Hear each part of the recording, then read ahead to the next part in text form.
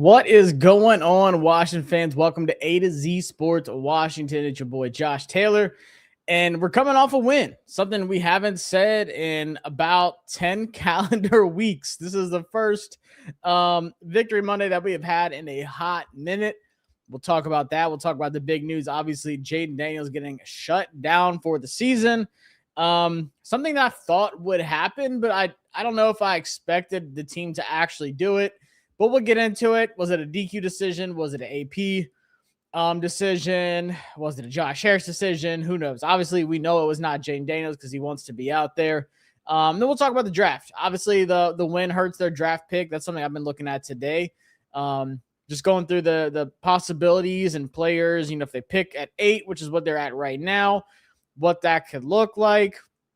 Obviously, they got 3 more games. Probably one of the toughest schedules remaining with the Eagles twice and the Cowboys once. And both of those teams are playing for something. So let's get to it. Appreciate y'all for coming in here, whether you are on Facebook, X, or on YouTube. If you're not on YouTube, definitely come over here and hit subscribe. Help the channel out for sure.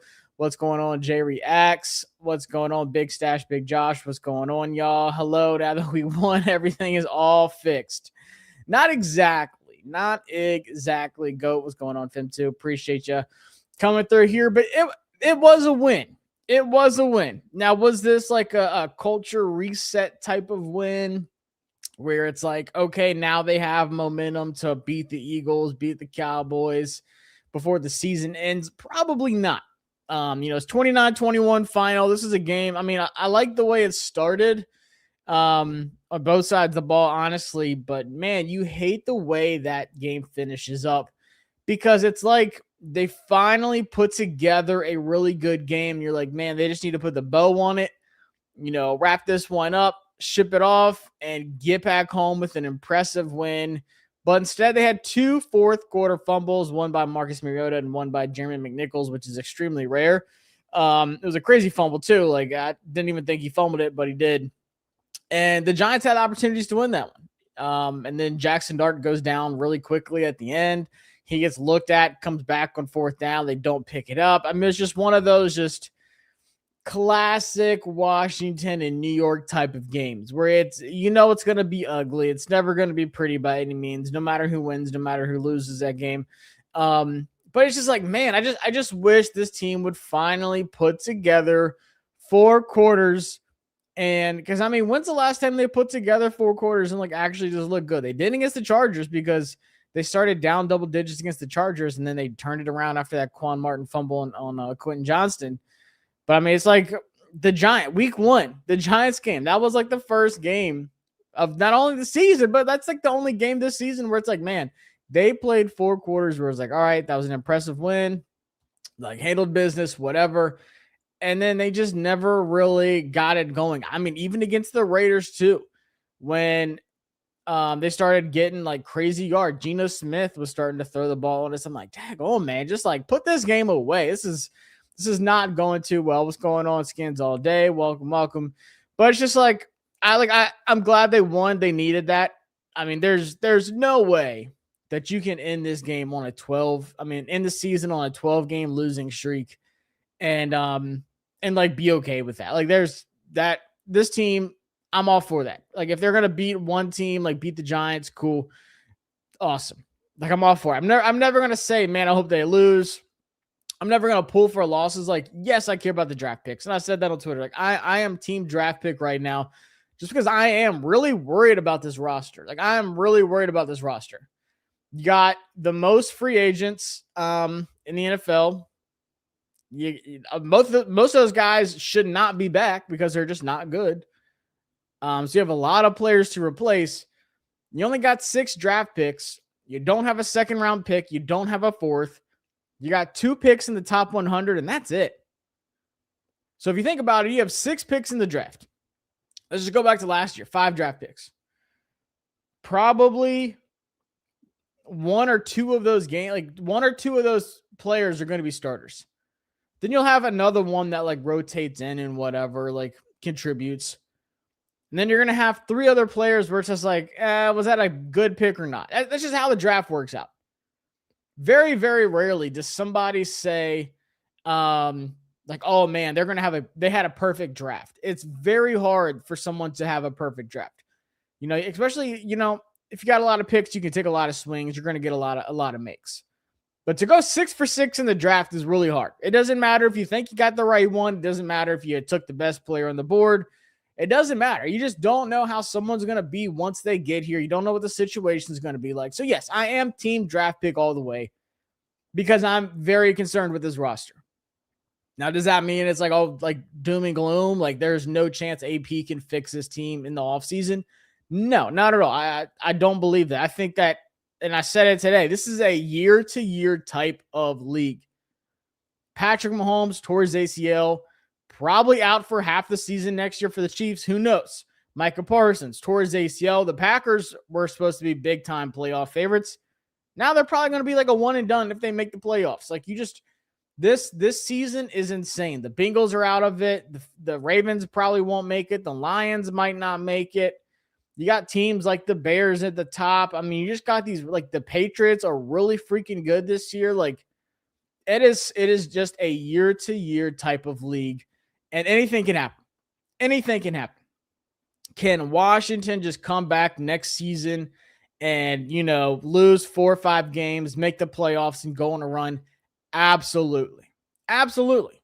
But you got to nail every single offseason move coming up. That's in free agency. That's with your own roster. And that's also in the draft. So that's why people are like, oh, you're probably like, you're rooting for losses. I'm not rooting for losses, but man, I just want this team. I don't want to be in this situation next year. I don't want to be talking about the same thing next year. I don't want to be talking about how much improvement this roster needs. I don't want to do that. I want this team to get more draft picks, whether that's trading Deron Payne at the end of the season, whether it's trading back from the first, whatever. It depends where they pick, obviously. But man, do you know how depressing it's going to be if we're back here this time next season talking about the same thing? Same thing. So that's why I'm like, man, them 6 draft picks are not enough to fix this roster in one off season. Because like I said, probably 2 of them will start, and you got to hope they're really good. You better hope they're like game changers on offense or defense. Like they have to be. So that's why when I say I'm team draft pick, everyone's like, oh, well, like the players don't care about. Of course, the players don't care about that. But I'm not a player. I'm not telling players to go lose. Players can run to social media and talk after. I don't care. I do not care. But for me, half those players on the team right now that's starting are probably not going to be here next season. At least they shouldn't be here next season. So it doesn't really concern me what they think anyways. But I'm like, man, this team needs so much help. So much help. But we'll see. We'll see how it finishes out. How do you feel about JD5 shut down? I mean, I thought it was the right move. Quinn talked about it. I've been dissecting everything he said today, but it makes sense. They play the Eagles on Saturday. I mean, I got the media schedule. They have like Sunday off, and they're right back at it and preparing for the Christmas Day game on, was it Thursday? Christmas was on Thursday, right? God, I think so. I have my dates all messed up. Yeah, Thursday. So they have a quick turnaround Saturday and then Thursday. They're saying he's not cleared for contact right now. Like he's practicing, he can throw the ball and stuff, but he cannot, actually play. So he's not cleared for contact. If he's not going to be cleared for contact this Saturday, that turnaround of getting him ready for the Cowboys game, Monday, Tuesday, Wednesday, that's it. It's just not enough time. It's not enough time. And it would have been a disaster. Straight up. So then that leaves literally the last game of the season, which is the Eagles. And like, what's the point in playing him for the last game? So, I mean, I thought it was the right decision. I just didn't think, I didn't know if they were going to make the right decision or not, but I think it is the right call. Get him healthy. But this isn't just on Jayden. Like, this is on the entire team. AP got to get this team right. Dan Quinn's got to do a better job coaching. Dan Quinn has to do a better job of developing players, because if you just keep drafting, we're like, oh, they're not doing anything, then you're just throwing money into fire. So it's just like, I don't know. I mean, I thought it was the right call, but of course, like everyone's already checked out. I'm surprised, like how many people like just didn't care today. Like it was a giant story today And, I do my articles. I look at like social impressions and stuff like that. Not even just me, like other people. People are so checked out right now. They're just like, cool, whatever. Like Jayden's done for the season. All right. Like people are so checked out right now. Even after that win yesterday. Sup, Josh, hate the empty win, but Caleb down season and Jalen Lane is the best punt returner in the league. Yeah, Jalen Lane. I think we have to take Jalen for what he is. When Adam Peters drafted him, he said, we just got the best punt returner in the draft. He didn't say we just got an elite route runner. We just got a really good yak guy. We just got an explosive offensive playmaker. He didn't say any of that. He said we just got the best punt returner in the draft. So I think that's what we just have to come to realize. Like that is who he is. That's who Lane is. He's going to be that special teams wide receiver. He's probably going to be like if you build your wide receiver room properly. He's probably your wide receiver 5, and he's probably your return guy on punts. And that's okay. That's okay. They took him in the 4th. Like it wasn't like they took him in the 1st, 2nd, or anything like that. Like it could have been a disaster. Took him in the 4th. Like, did this team need more than a punt returner? Absolutely, for sure. But if that's what he is, that's what he is. I think people just have to accept that. So when I'm doing my offseason stuff and I'm talking about the wide receiver room, like Jalen Lane's going to probably be my wide receiver 5. I'm not expecting any kind of production. I have Luke McCaffrey as like wide receiver 4 over him, and I have Luke McCaffrey as the kick returner. So I think it's in the same boat. Then you got Terry, and you need 2 more other wide receivers, in my opinion. But then you can also have you probably carry 6 wide receivers. Probably need another one too. But I'm just like starter-wise, you probably need Terry, somebody, and then you got Luke, then you got Jalen Lane. Like that's how I feel. But with Caleb Downs, yeah, that's honestly my hope. Because like I said, you're sitting at the 8th pick now. They were 6, but after winning, they dropped to 8. Even after the Saints won, the Commanders still have a higher SOS, which is the strength of schedule compared to the Saints. So that's why they're behind them. The Saints' strength of schedule is really bad right now, probably mostly because their division sucks. But yeah, I mean, if they lose the next 3 games, they'll be 4-13 to end the season. I mean, there's no way they're outside 6, in my opinion, if that happens. I think the Saints could win another game. I think the Jets could squeak a game. I think the Browns could squeak a game. I think best case scenario, Washington ends at 4. Worst case scenario, 10. If they win another game, if they beat the Eagles or Cowboys somehow. So I think the floor is 10. I think the ceiling is anywhere up to 4 for the overall draft pick for the draft. But I think Caleb Downs, people are not really putting too much value into safeties. Like, think about this. You got Trey Amos. Micah Samerstill is probably going to be an outside corner next season. Like, give them some help. And like, we can talk about the pass rush. Of course, it starts in the trenches for sure. They have to build that up. But just in coverage, like when Trey and Mikey's getting targeted and stuff like that, give them an elite safety behind them with Caleb Downs. Like, Caleb Downs makes this team so much better than just being like, oh, he's a safety. Why would I want him? Like, no, he is excellent when it comes to stopping the run. He's not afraid to, tackle at the line of scrimmage. He's a sure tackler. He does not give up big plays. He will play in the box. He will play up front. He will play deep safety by himself. It does not matter. His IQ is higher than any defender in the secondary that Washington has right now. Like, he will be day one the best defensive player on the team. Like, I have no doubt about that. I don't care if Von Miller comes back. I don't care if Bobby Wagner comes back.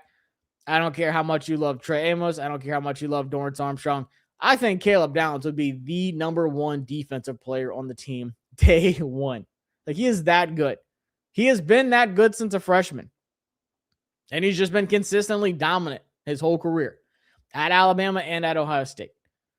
So, like, for me, like, I'm team Caleb Downs. Like, I do like the pass rushers in the first round, like the top 10 picks, but you have to account in this too. Like, there's so many pass rushers that turn into just, they're hit or miss. Like, you're either going to get a Micah Parsons or you're going to get, like Mikael Williams this past season.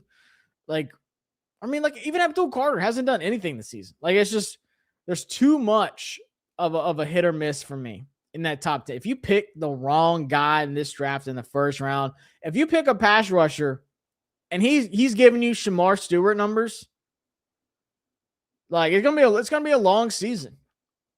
It's gonna be a long season. But if you take Caleb Downs, you know what you're getting. In my opinion, he's the safest player in the draft, and he has the highest ceiling of the whole draft. Did we lose our chance to trade back for a haul with winning this week? I say it drops drastically just because I only see 2 quarterbacks entering the draft that are worth taking in the top 5. Like for me, if you're not at, I mean, unless somebody just absolutely wants Jeremiah Love, if you're not at 5 or 6, I think your chances of trading back are almost zero. Like if you're at 7, 8, 9, I don't see a team's not going to want to come up there. Like who they're going to get unless it is Jeremiah Love. I don't see it happening. If they're at 8, they're not trading back. They're just going to take whoever's there. But at the same time, like even though you're not trading back, I think Caleb Downs could be there. I think Jeremiah Love could be there. I think Ruben Bain could be there. I think Cardell Tate could be there. Like you're going to get one of those guys. I highly doubt Arvell Reese would be there. Probably get another offensive lineman somewhere in there. Like I said, you get 2 quarterbacks with Fernando Mendoza, and if Dante Moore, if he enters the draft, which he should, like he could go to the Jets. Raiders take a quarterback. Giants probably go. God, if they're 1, maybe do they double down and take Arvell Reese and just put him at linebacker, or maybe they trade back or whoever wants a quarterback and takes Tyson. Maybe they need another wide receiver, so it wouldn't surprise me if they go Tyson or Tate there. But there's so many options for Washington. Like it's not doom and gloom. Like, oh my God, they have the 8th pick. I think the 8th pick is still a great spot to be in. If you're getting to like 10, that's where we're like, oh God, oh no, what happened? Like 8 is probably the cutoff for me, to be honest with you. John up bottom said worst season ever. Josh, you were so excited for the season. I was, because I honestly thought they were going to maintain this kind of momentum from last season, and it just did not happen at all. Looking like we lost our chance at Caleb Downs. So now what? Jordan Tyson. No, I honestly think Caleb Downs is still going to be there. We do this every single offseason. We say so-and-so safety is not going to be there, whether it's Starks, whether it's Kyle Hamilton, God, even Derwin James. Like there's so many times we say, oh, this safety is going in the top 10, and it never happens. I think the highest drafted safety over the last like 10 years was Minkah Fitzpatrick, and he was somewhere like 9, 10, or 11. So it's just positional value. I think if you're picking at 8, like if the draft was tomorrow, I think Caleb Downs could be there at 8. It just really depends what happens leading up to the draft. There's going to be so much shakeup. At least I have Wednesday to look forward to because of my birthday. Happy early birthday, Justin. But this weekend was terrible. John Cena lost, gone, and we won yesterday. Yeah, just overall bad. But college football playoffs start Friday. Roll Tide. We got a lot of big things coming up. Joshua's good. Fan been a minute. It's going Big E. I actually like the move. No point unless they are unsure on who to have going forward. I want a new OC in DC next year, bro. What the fuck? See no more Sanat and Younger. We see no more Sanat and Younger. Yeah, y'all know how I feel about Ben. And like one target, like my guy is open like so many different times. I am so confused as to why.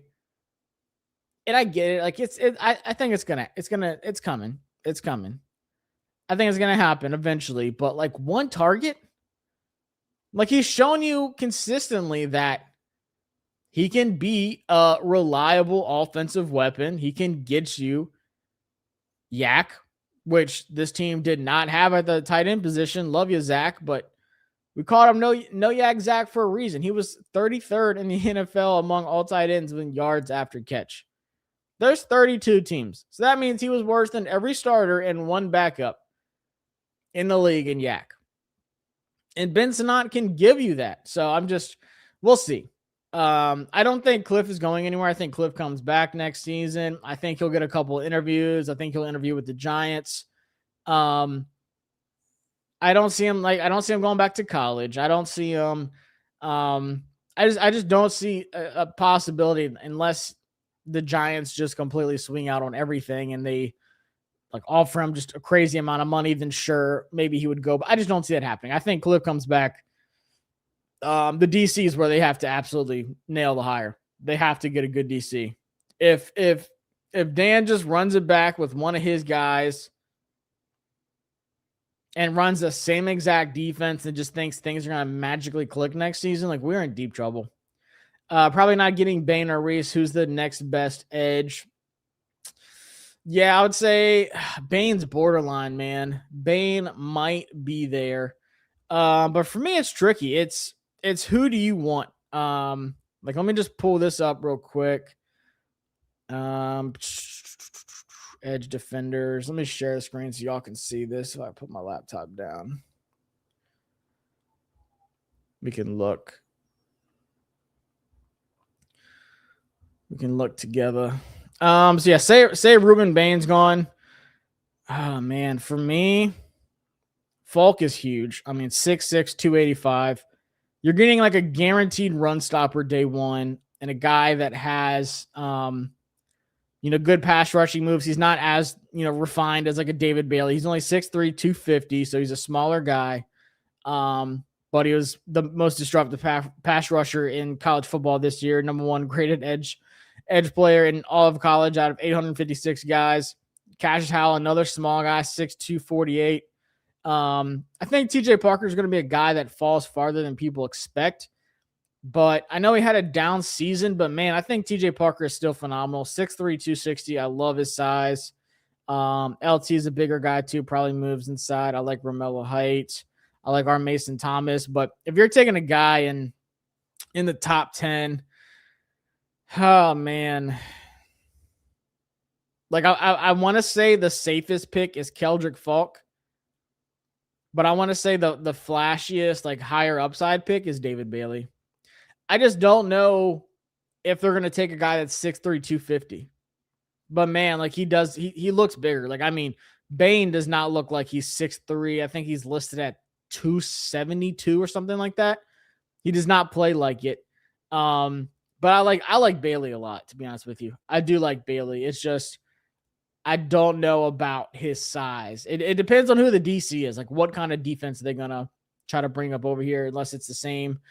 But yeah, David Bailey, just an outstanding player. But I just don't know if that's the route they're going to want to go with the smaller outside guy. Do we draft offense first round to give Jayden help or go defense? I think it depends on how they go with free agency, honestly. They have to be aggressive. Like, you want to go into the draft saying, this is what we can do, not this is what we need. Like, you completely failed the offseason. If you head into the draft and you're like, okay, we still need an edge rusher. We still need a wide receiver. We still need a tight end. We still need a safety.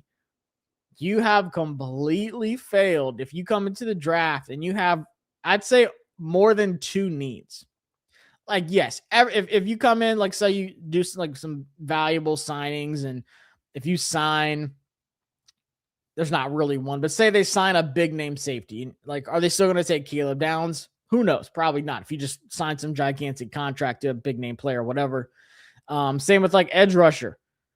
If you go get, let's just say they get, Trey Hendrickson. Let's just say they sign Trey Hendrickson. Are you still going to take David Bailey? Maybe not. You probably would want to go like wide receiver or, Caleb Downs or Jeremiah Love, like take the best player available. So I think it really just depends, but I could see both. I know I've seen so many people say, Josh, they have to go defense in the draft. I'm like, guys, this is going to change so much between now and then. There's going to be so many people that switch it and be like, Josh, they have to go offense. Like, oh my God, they went and got Devin Lloyd. They got Trey Hendrickson in free agency. They signed all these like middle tier guys. And I think they're going to be really good in free agency on defense. They got Reek Woolen or something like that.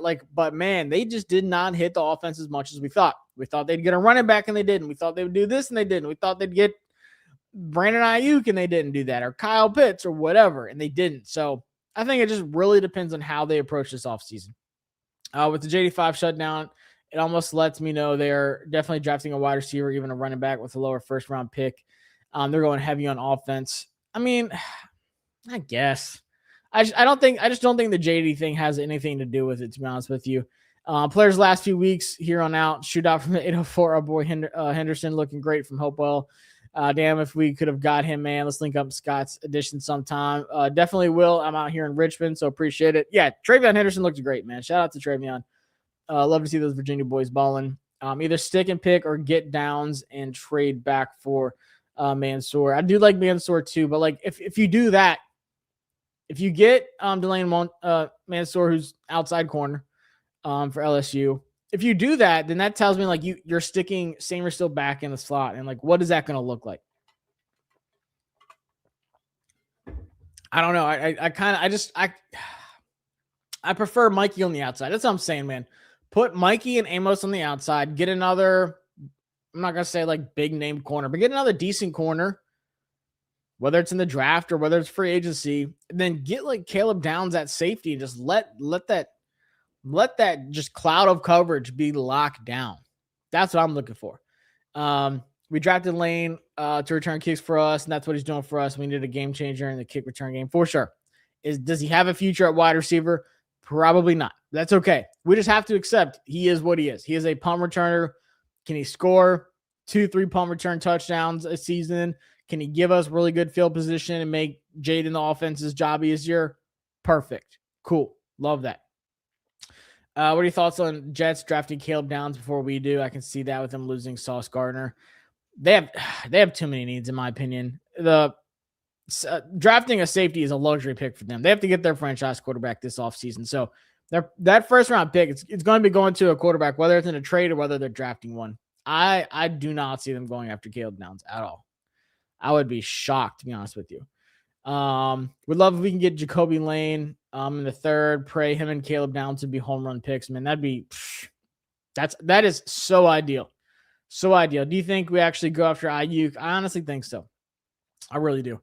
Debo does not need to come back. Love him as a competitor, but he does not provide what this offense needs. Yeah.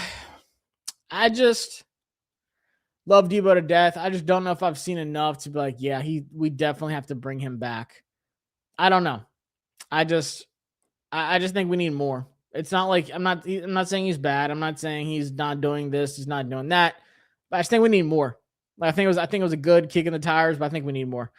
We got to go around screwing up wins for no reason, bro. Like I want to stud or more draft picks with having a top 10 pick for sure. That's how I feel. Caleb Downs is a pick for me for sure. Agree. It's definitely where I'm at. Do we play Downs at free safety or safety? He can play anywhere the heck he wants to. I'm not even kidding. He can literally do it all. Like looking at his snap counts, 226 deep as a single high safety, 214 in the box, 134 in the slot, 9 at corner this season, and 34 on the defensive line, like blitzing. So he can literally do it all. 89.3 coverage grade, which is tier 1. Only 10.3% missed tackle rate, which is actually really low. Believe it or not. Run defense grade, 82.5, top tier. Forced incompletion rate, 8.1. 336 coverage snaps. Play a ton of run snaps.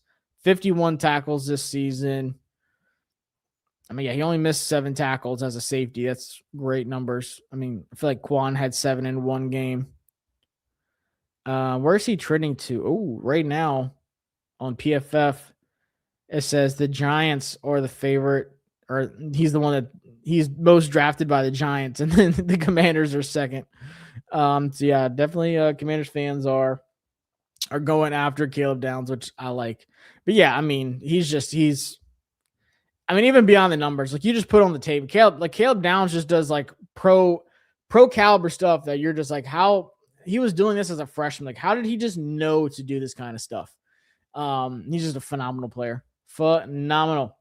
Caleb didn't play either, or but for this team, for saying I would play him at free safety. I mean, probably, yeah. Like I said, he can play anywhere. He's 6 foot 205. So it's not like he's like 6'3, 225. He's not like a Jeremy Chin. It's not like he's like 5'11, 185 flying around. I think he can play both. I think he has the speed and he has the instincts that he can play either. I want Caleb Downs or Jeremiah Love. I like both, to be honest with you. I would not be mad at either of them. We have to build around Jayden enough with these average guys for sure. So I'm saying we have to hit that first round pick, man. If you're picking in the top 10, it's gotta be a hit. It cannot be a Mikael Williams. I'm telling you, it cannot be a Shamar Stewart kind of pick. It's gotta be a top. I'll say even Abdul Carter. Abdul Carter surprised me how bad he's been this season. Surprised me how bad he's been. We need pass rushers, says Russell, and we need an offensive line. I think the offensive line's straight.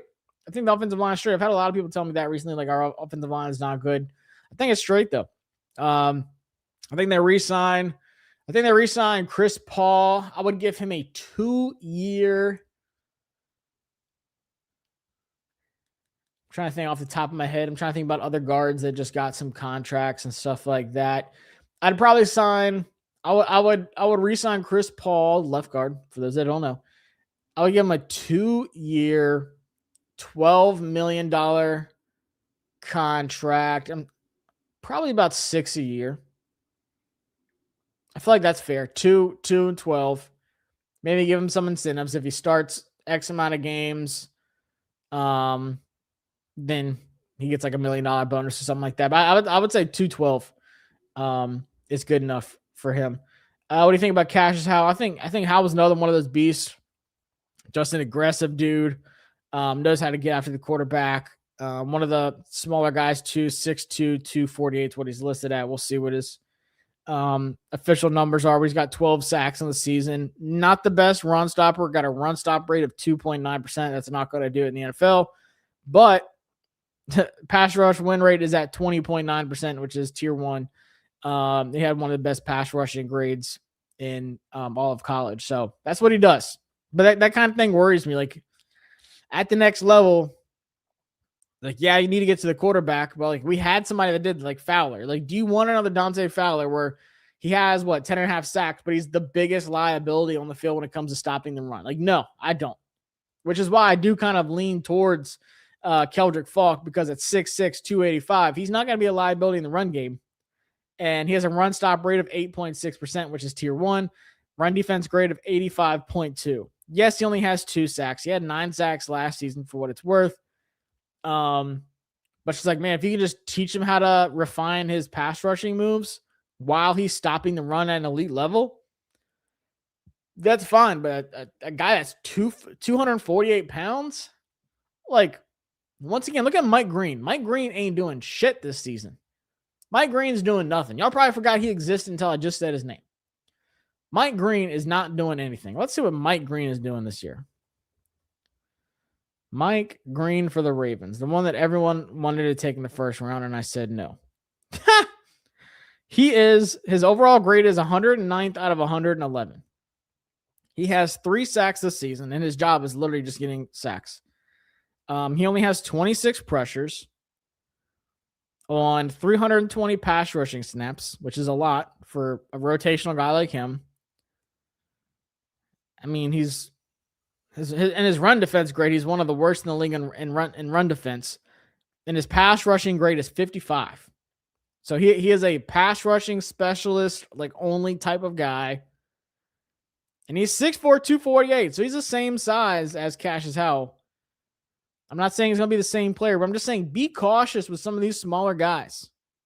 Be cautious. Because everyone was drooling over Mike Green. I liked him. I didn't want to draft him, though.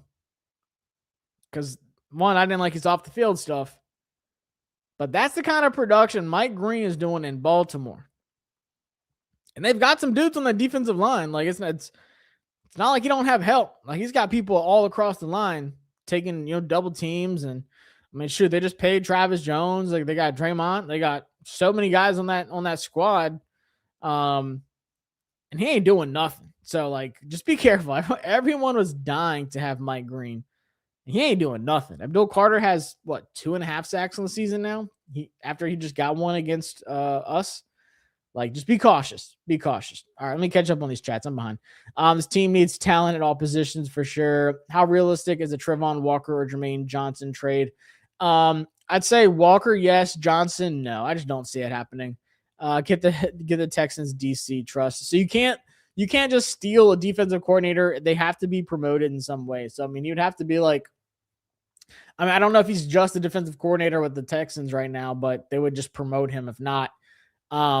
But you can't just hire somebody else's defensive coordinator. Like, anyone you hire has to be an upgrade. So he would have to be like defensive coordinator and assistant head coach, which, like I said, the Texans would probably just promote him if he wasn't already defensive coordinator and assistant head coach. They would just promote him and be like, nah, stay here, bro. And he's like, yeah, we got the best defense in the league. I'm good.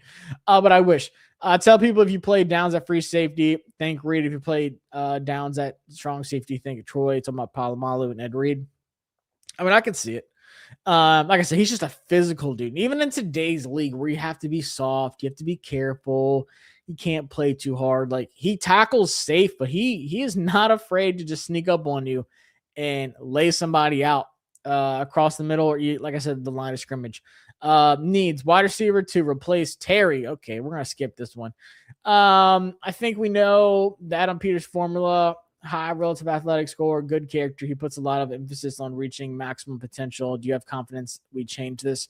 I don't think it's bad. I don't think it's a bad thing though. Because, like, when all else fails, athleticism shows up. You don't want to draft someone really good and they have character concerns. It's like, I get it. And like, when I was doing the scouting academy, like, you learn about these traits and factors. And like, when you're evaluating a player, you learn so much stuff.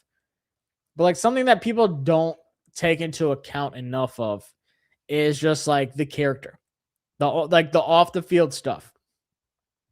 If you are going to be an Abdul Carter and miss meetings and fall asleep and not, go to film studies and like just not show up, that's a big problem. That is a big, big problem. Or like, excuse me, like Keon Coleman. With him, whatever was going on there, and he's like a healthy scratch for, was it 2 games, 3 games?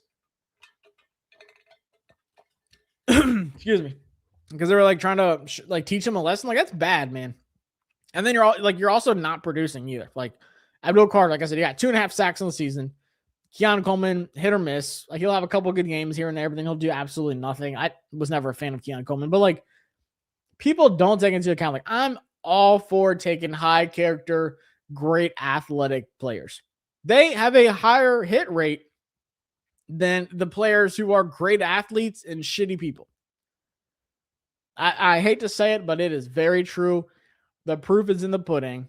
Tell me one really crappy person that made it for a long time in the NFL. I can tell you 10 other guys that were just awful people and did not last in the NFL. And they're still crappy people to this day. So I get it. Like, I go back to, can this team develop players?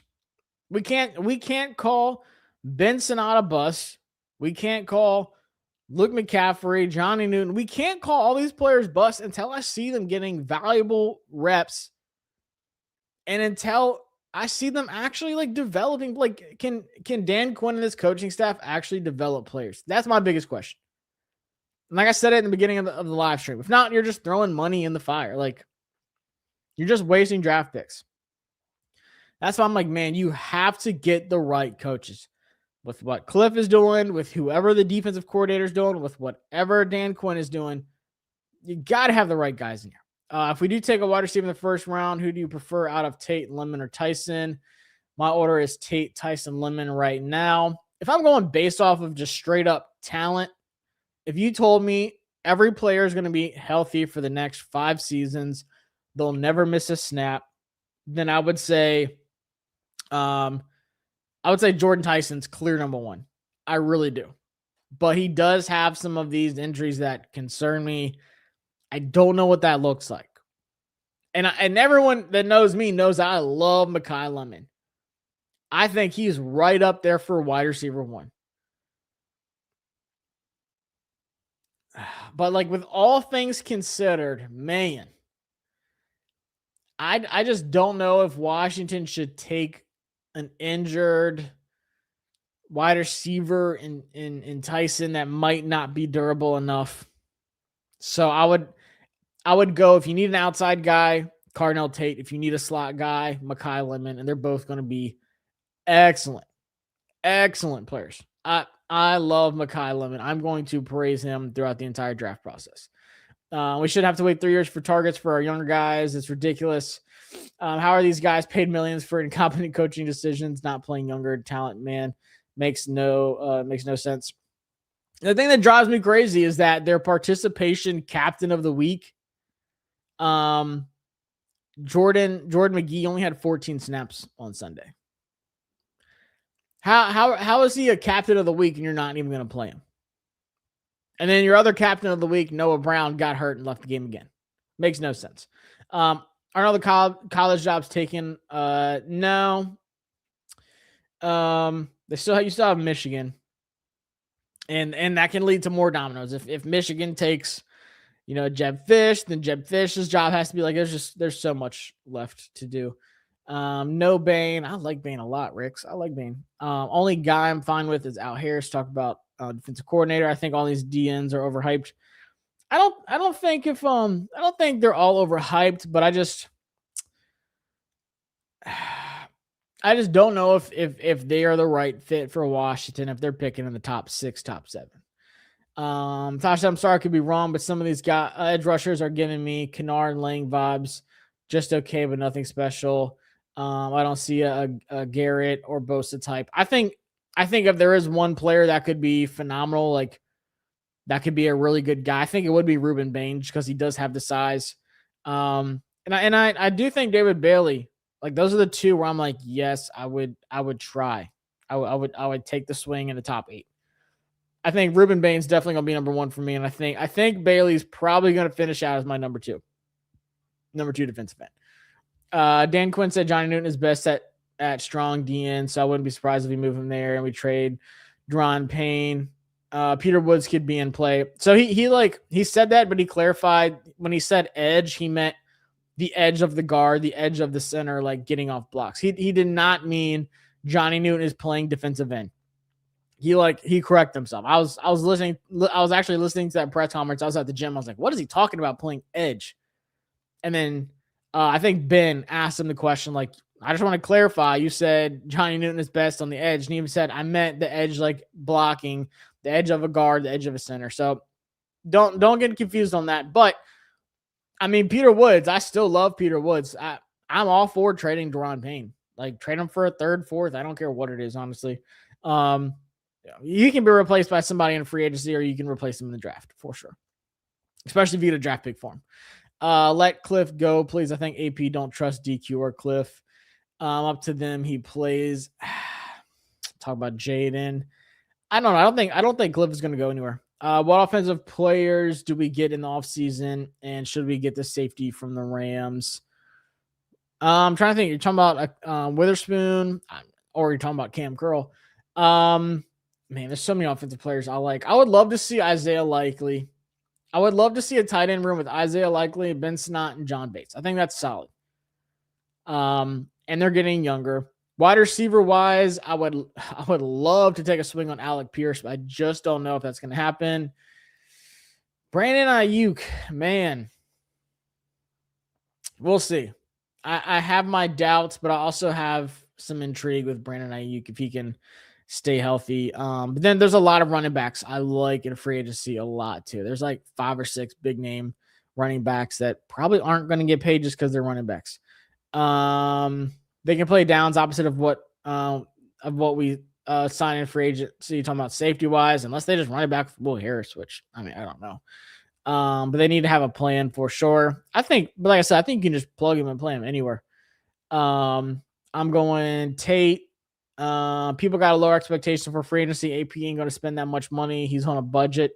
So they're projected to have a decent amount of salary cap. We just got to see what they decide to do. The other linebacker from OSU is better coverage linebacker in the draft. I think you're talking about Sonny. Did I close out PFF? I think I did. Yeah, I think you're talking about Sonny Styles, though. How about move Mikey to free safety? He's a playmaker. I mean, if that's where he wants to go, if that's what the new defensive coordinator wants, and I'm for it, like try something. Depending on their plan and the moves they make at free agency, they better have a plan going into the draft for sure. But like I said, you set up the draft with what you do in free agency. You don't go into the draft saying like, all right, we still need an edge rusher, we still need a wide receiver, we still need a safety, we still need this. Let's grab one right away and hope it works. That's for sure.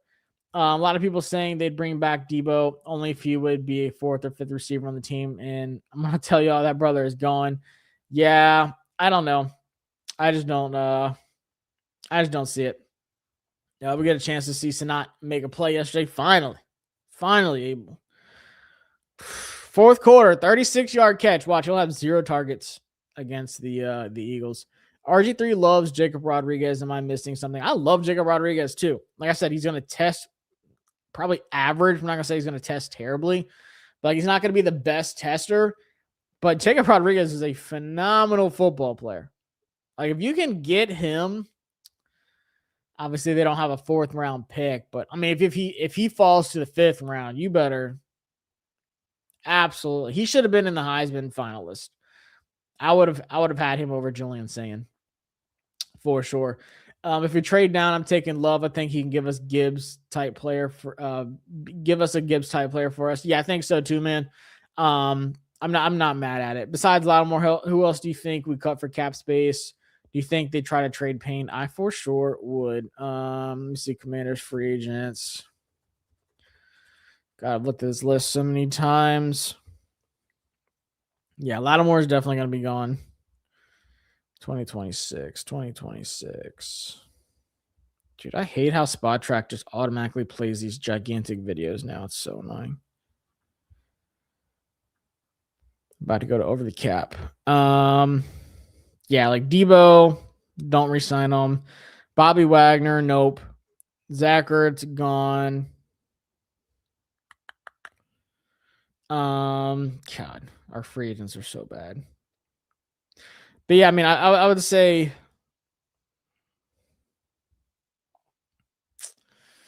Lattimore and Payne are probably top 2. And you're looking at who the big hitters for the cap space for next season. Dron Payne, Terry McLaurin, Frankie Louvu. Maybe you can restructure Frankie Louvu, or you can extend them and make next year cheaper, but his cap hit, that's 25. Let's go to 26. Yeah, Payne is $28 million. There's no way I'm paying Dron Payne $28 million next season. I probably wouldn't even pay him 14. Larry Tunzel is almost 25 mil next season. He'll get a new contract. That'll go down. That probably drops to a $10 million cap hit next season. So that saves you a bunch of money there. Sam Cosmi is a $20 million cap hit next season. Cool. Marshawn's 18.5. He's gone. Terry's 18.3. Cool. Javon's 16. Dorrance Armstrong's 12. Frankie's 11. Tyler Biotish is 11. Jayden Daniels is 10. Nick Allegretti, he's 7. He's gone. Cutting him ASAP. Like Will Harris, 5. I'm keeping Will around. Bates is 5. Josh Conley's cheap. Reeves, I mean, he's a 1-year deal. He's only 3.5, whatever. I mean, I'm cutting these safeties anyways. Like Butler, Reeves, one of y'all gone. But yeah, I would say Payne's got to go. I would say Lattimore's got to go. I would say Debo's got to go. And I'm extending Tunzel. Maybe extending Louvu for a year just to get that salary cap hit down even more. So, I mean, they're going to make room. Allegretti, you're gone. That's $7 million there, too. Like I said, I think they can add 18. Man, depending on how much money they have to eat with Deron Payne and stuff like that if they trade him. There's a lot of different factors. But I think they could add 25, 30 million cap space, to be honest with you. Extend Tunzel, that's a big one. Like I said, there's just a lot of different moves that they could do. But they gotta get busy in free agency. Like, replace a lot of the starters you had this season. Like, I mean, wish wash, clean it out. Bailey out of Texas Tech, lock it in. Not mad at it. How high would we draft a playmaking tight end? Would be a game changer for real. This isn't the draft to get one like in the first round, obviously, except for like Kenyon Sadiq, which he's probably going to go to like the Chiefs. But if you're trying to take one like the third, you can get like an Eli Stowers, you can get a Michael Trigg. I just don't know if I would. I mean, if they don't take one in free agency, then yeah, they gotta draft somebody. But I think they get a tight end in free agency, whether it's K. Dotton, like I said, Isaiah Likely, Kyle Pitts. I think they go after one of those guys. I just don't think they can afford to get another young guy in here. I just hope we get a blue chip player. Who do you think we hire for DC? I would love Al Harris, to be honest with you. I mean, the Bears are a turnover machine this year. He did it in Dallas. They were a turnover machine then too.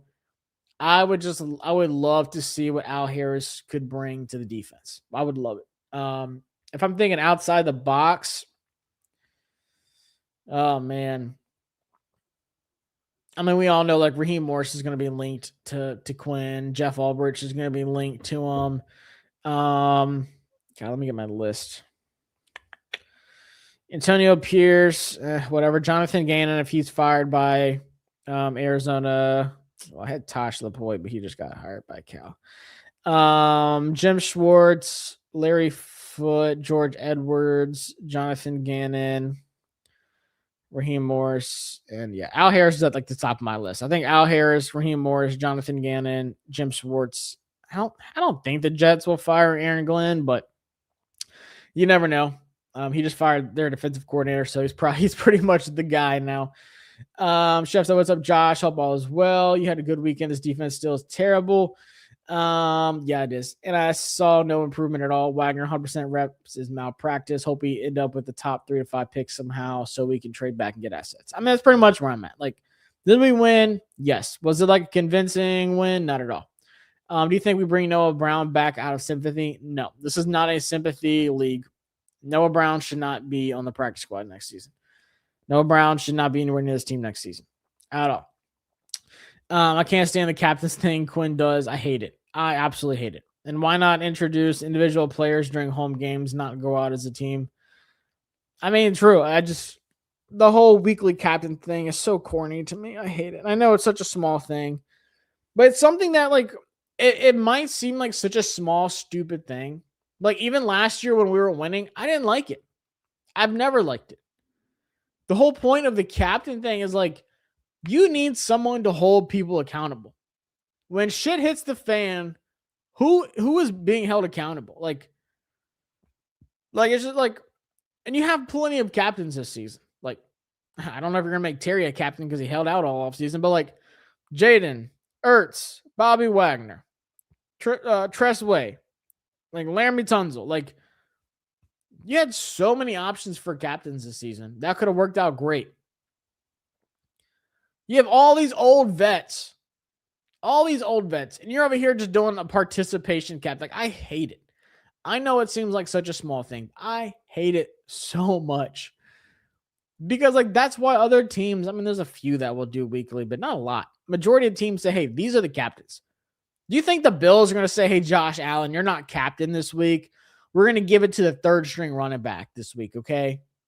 I'm like, what? Like, that's so stupid. Like, it makes no sense to me. Makes no sense to me.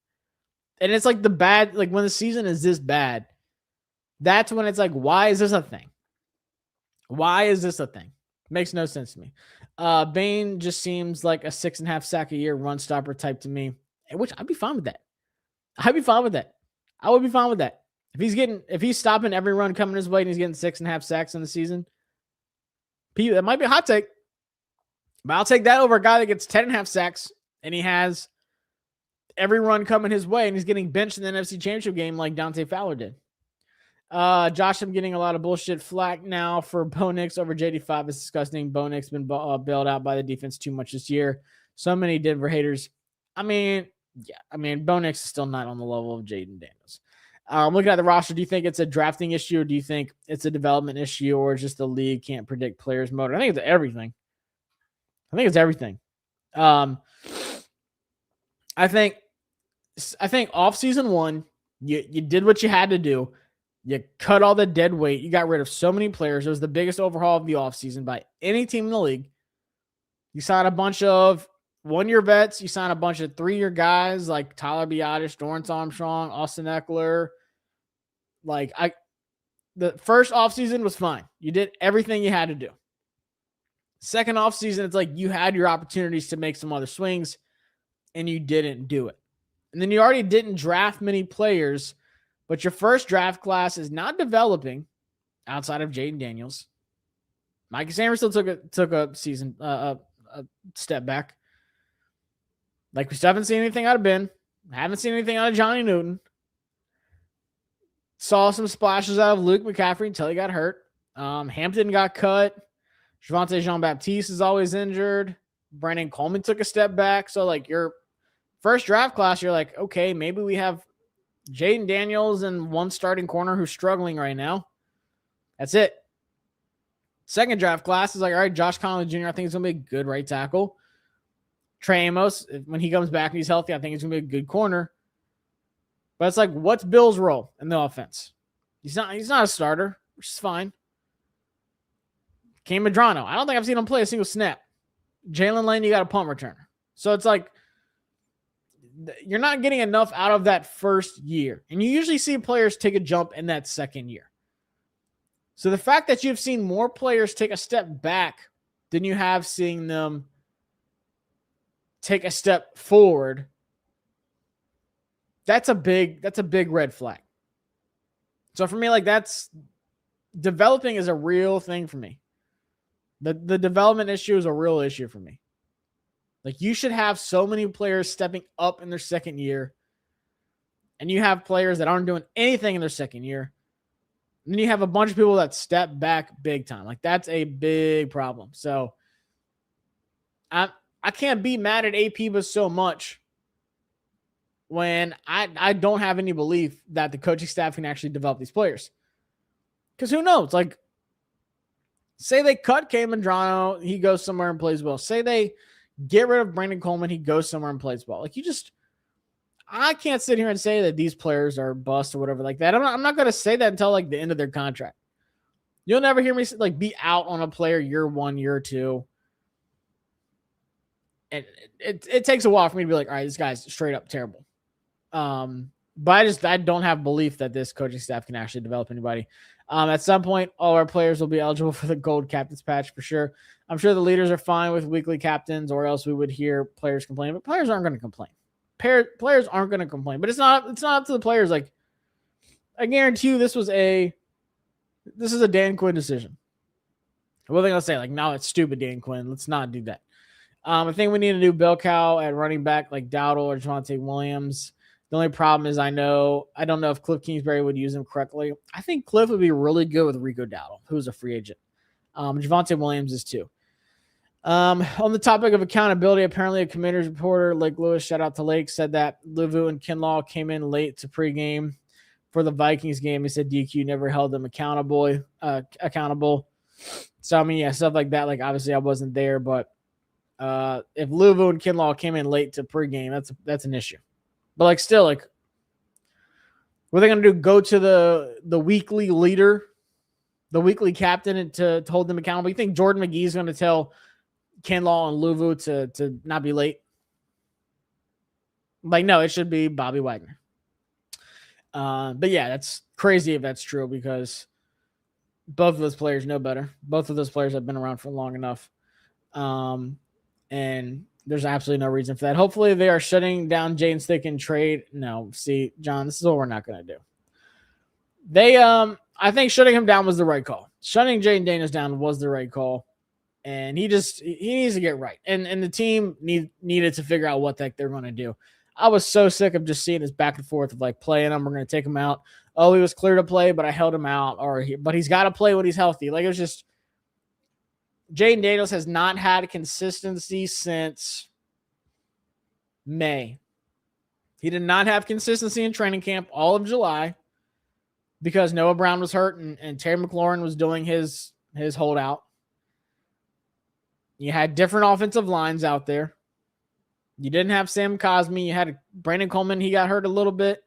You had Andrew Wiley fill in. You had Allegretti fill in. You had guys rotating. Like, the offensive line was moving around a lot. Jayden Daniels has not had consistency since probably May and like mini camp. That sucks. That's not ideal. And then second week of the season, he got hurt. And he only played with Terry in what, 3 games this season? Let's say 4 quarters against the Giants, 4 quarters against the Packers, and 2.5 quarters against the Vikings. So he only played with Terry McLaurin for 10.5 quarters this season. That's terrible. Absolutely terrible. Did he look bad this season? Sure, but once again, no quarterback is going to look good when they have inconsistency from the team, inconsistency from the coaching staff's decisions and what they actually want to do with his injury. Nothing has been consistent for Jayden Daniels this season. So was it a bad year? Absolutely. Was some of it his fault? Sure, for sure. He needed to get down a couple more times. He needed to get rid of the ball quicker. But at the same time, it's not like he just forgot how to play. There were so many factors that went into it, like I talked about, with the team, with the coaching staff, but then with himself too. And he's got to get back to the drawing board and be like, okay, what do I need to do to get back to how I was in the rookie season? I need to get rid of the ball quicker. I need to stay in the pocket more. I need to stop scrambling on certain plays. I need to stop, if something's there, take it. If there's nothing there, don't run just to run. He's got to get those little things worked out, but the team has to build around him. Jayden Daniels was the main reason they went to the NFC Championship game, and they leaned on him, and it worked. But this season, they leaned on him without properly building around him, and it hurt them. It hurt them drastically because you saw what happened. You take Jayden out of the equation, and I mean, it's like Jenga. He's the big block that's left. You take him out, and everything else falls apart. So do what you're supposed to do with him. Do what you're supposed to do with him. Get him healthy, but get back to work this offseason, man. Do you want to see him play in preseason, or are they going to be scared again? Yes, play him in preseason. Play him in preseason. The whole game, no. But should he play the first drive or two in the last 2 games? For sure. For sure. Like, you got to play. I don't want his first time touching the ball again week 1, whoever they end up playing next season. I don't want that to be the case. And you can't have no holdouts. You can't, everybody's got to show up day 1 saying last season sucked. We're not going to do that again. But I'm honestly glad that they shut him down for the season, because the last thing you want to do is he goes out there and gets hurt once again. Once again, he could, it's not fair to him physically. It's not fair to him mentally. We saw how he looked on the sideline. That's not fair to Jayden. But they got to get back to work and help build around Jayden. But I appreciate y'all. We've been live for over an hour. We've had plenty of people in here. Make sure y'all are subbed up. Make sure you hit that thumbs up over here on YouTube as well. And Monday Night Football is kicking off. Obviously, Washington is out. They're not going to make the playoffs. That's been well done. But they got 3 games left. Eagles twice. Cowboys on Christmas Day. I don't think they win any of those games, to be honest with you, but we'll see. But there's so much to talk about with this offseason, and we are almost there. I promise y'all. I see the DMs on Twitter. I see the messages. I see everything. People are like, Josh, what do you think about this? Josh, what should they do with this? Josh, what's it? It's coming. It's coming. It's going to be a great offseason. This is going to be a great offseason. I've already gotten approved to go to the Senior Bowl. Already got all that planned out. So there's a lot to do. Senior Bowl, the draft. I'm going to be going to everything this offseason, so don't worry. I'm going to be talking to players and stuff like that as well. We got 3 more games to see what this team has. And I am begging Dan Quinn, Cliff Kingsbury, everybody to play the younger guys. See what you have. Because the last thing this team needs is they get to the offseason and they're like, can Jordan McGee be a starting linebacker next season? I don't know. Can Benson not be a starting tight end? I don't know. And they're going to go into free agency. They're going to go into the draft. They're going to have all these questions, and they're going to have to roll the dice on so many key positions next season. You only have so many draft picks. You only have so much draft capital. You only have so much salary cap.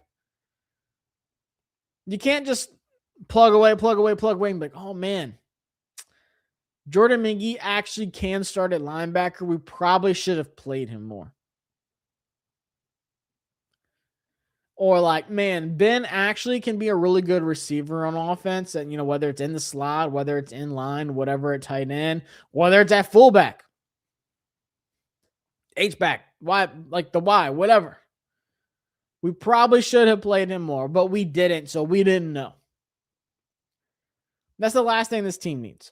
Answer every question you have about your roster. Evaluate your roster. You and Dan Quinn and Adam Peters talk all the time, apparently. And they talk to Josh Harris all the time, apparently. What are they talking about? I want AP to be like, hey, how come you're not playing Jordan more? How come I drafted Ben Sinnott? How come you're not playing him more? I drafted, like I said, Jordan. I drafted Johnny Newton. Why is he still playing the same amount of snaps? Like that's what I want answered. Before you get to the offseason, answer your questions about your roster so you know what you have to attack. You know what your plan is. You're not going into the offseason blind like, oh, I don't know what we're doing. I don't know who we have that can play. But I just know our team was really bad last season. Like, you got to fix all that. So that's what I'm looking for. I'm not looking, is Bobby Wagner going to be here next season? Is Zach Ertz? Like, no, I'm looking at all the young people. Why not play him until the offseason? Until the offseason is talking about the offense is clicking. If he's going to keep getting hurt, I'd rather know that sooner than later. Can't play him if he can't stay on the field. But that was my problem with the coaching staff too. They said, if he's healthy, we're going to play him. But then they also said that he was healthy enough to come back against the Vikings. But Dan Quinn held him out via his decision, he said doctors cleared him. And he decided not to play. I had a huge problem with that because there's a lot of contradiction going on. Did I want Jayden to play? If it's a blowout game, no, but it was 17-0. But Dan Quinn said, it didn't feel like 17-0. What was that all about? Jayden is a young guy too. He for sure needs to play. But Dan Quinn said he's not cleared for contact. So he's not cleared for contact that he's not going to play. Straight up. He's not cleared for contact, so he's not going to play. Which I'm fine with him getting shut down because of that. If he's not cleared for contact, then good. Like, don't play him. Don't send him back out there like you did before the Vikings game. And it took one hit for him to get hurt again. But if he was healthy and if he was cleared for contact, then sure, he should be playing. For sure. He needs it. But if he's not healthy and he's not cleared for contact, then he is not going to play. And like I said, you got a game Saturday, so short week. Turn around and play Thursday, short week. And then you just have the Cowboys game. Like, you can make a case that maybe he should play the Eagles game to end the season. But the coaching staff said, no, we're not going to risk it. It's not worth him playing just the last game of the season. Like that, I think you can have a real debate about. But the Eagles on Saturday and Cowboys on Christmas, no, he shouldn't be playing. But if he's healthy and clear for contact against the Eagles to end the season, then sure. I see an argument to play him then. But the coaching staff or Adam Peters or Josh Harris said no. So, but I appreciate y'all. I'm going to hop off of here and watch this Monday Night Football game and get some work done. But make sure y'all head over to A to Z Sports Washington. Check out all the articles that got cooking up. Talk about the game, talk about some offseason stuff already, talking about draft pick. Doing a mock draft that's dropping in the morning. I'm actually going to work on that here in a second. And then, we'll finish up these last 3 games. Now I am full offseason mode with free agency, evaluating the roster, defensive coordinator, candidates, you name it. I'm talking about everything. So like I said, hit that thumbs up. Make sure you're subscribed to the channel. Check out the articles, A2Zsports.com, and check out all the videos on Facebook, Twitter, follow me, Instagram, YouTube, you name it. You will see my face everywhere. So I appreciate it. Y'all have a good night, and see y'all Sunday night since we play on Saturday, which is going to be weird. I'll be going live on Sunday night instead of Monday night for the first time because we are one of the only teams that play on Saturday night. So I was going to say same time next week, but it's not. It'll be Sunday night, 7 p.m. I'll be live. So appreciate y'all and see y'all next week.